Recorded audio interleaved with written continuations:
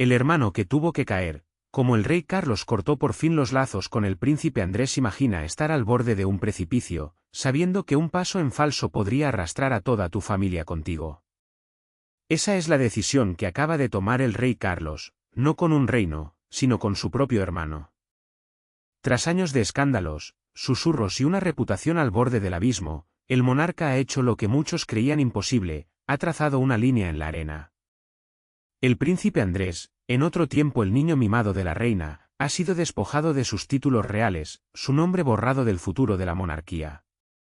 Y el hombre que tomó esa decisión, fue su propio hermano. Esto no es solo una resolución real, es una traición familiar que se ha gestado durante décadas.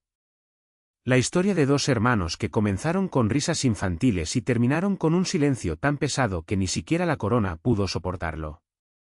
¿Cómo se llegó a este punto? ¿Y qué nos dice sobre el precio del poder, la lealtad y esa cosa que Carlos nunca perdonará? ¿Has visto las fotos, esas que hacen que las familias reales parezcan sacadas de un cuento? Un joven príncipe Carlos, apenas un niño él mismo, inclinándose sobre una cuna para tomar la manita de su hermanito Andrés, recién nacido.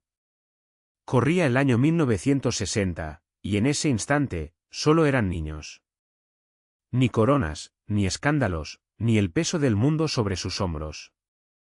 Avancemos hasta 1969, ahí están otra vez, Carlos, Andrés y su pequeño hermano Eduardo, riendo mientras juegan al bagatela en Sandringham, con la luz del sol filtrándose por las ventanas como en un sueño. Nadie habría podido predecir entonces la tormenta que se avecinaba, pero las tormentas llegan.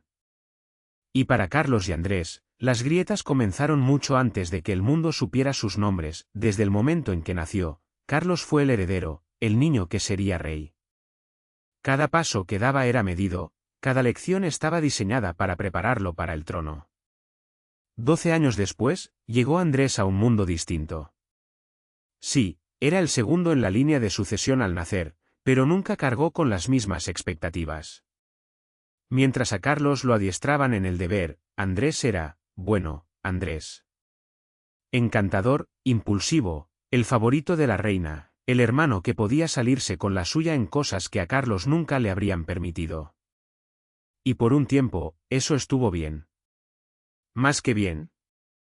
Al fin y al cabo, eran hermanos, pero el tiempo tiene la capacidad de retorcer hasta los lazos más cercanos. Porque mientras Carlos pasó su vida aprendiendo a servir a la corona, Andrés aprendió a servirse de ella y entonces llegó Jeffrey Epstein, ¿conoces el nombre? El pedófilo condenado cuya sombra se extendió tanto que devoró reputaciones enteras.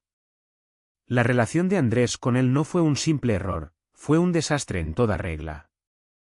¿Recuerdas esa infame entrevista en Newsnight en 2019? Aquella en la que afirmó que no podía sudar, en la que ofreció excusas tan frágiles que se desmoronaron bajo el escrutinio. Ese fue el momento en que el mundo dejó de ver al príncipe Andrés como un real y pasó a ver a un hombre aferrado desesperadamente a una historia que nadie creía. La reacción fue inmediata. Le quitaron los títulos militares. Desaparecieron sus deberes públicos.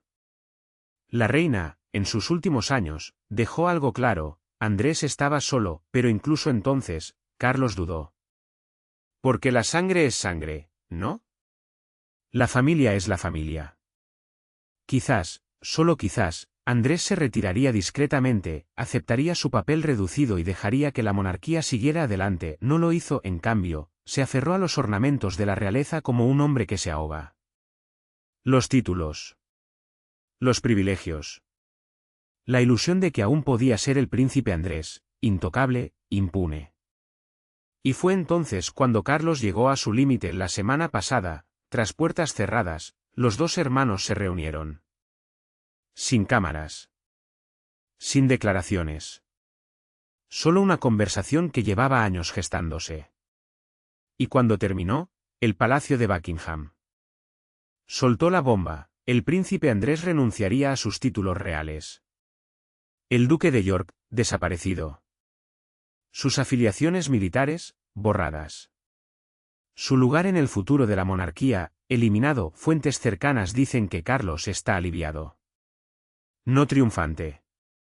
No cruel. Solo, aliviado. Porque durante años, los escándalos de Andrés no fueron solo suyos, fueron de la monarquía. Cada titular, cada susurro, otra grieta en el escudo de la corona. Y Carlos, más que nadie, entiende que la institución debe sobrevivir. Incluso si eso significa sacrificar a su propio hermano para lograrlo, pero seamos honestos, esto no se trata solo de Epstein. Se trata de dos hombres que nunca estuvieron realmente en el mismo camino. Carlos, el heredero cumplidor, que pasó una vida preparándose para un rol del que no podía escapar.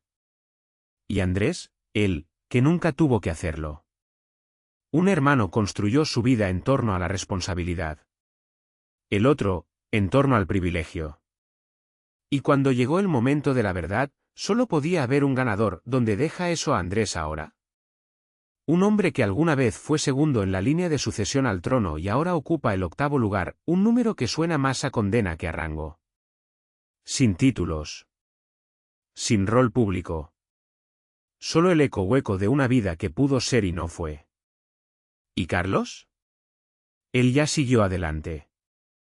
Porque eso es lo que hacen los reyes, pero aquí está la pregunta que me persigue. Cuando los libros de historia escriban sobre este momento, recordarán al hermano que cayó, o al que lo dejó caer, y si estuvieras en los zapatos de Carlos, ¿harías lo mismo?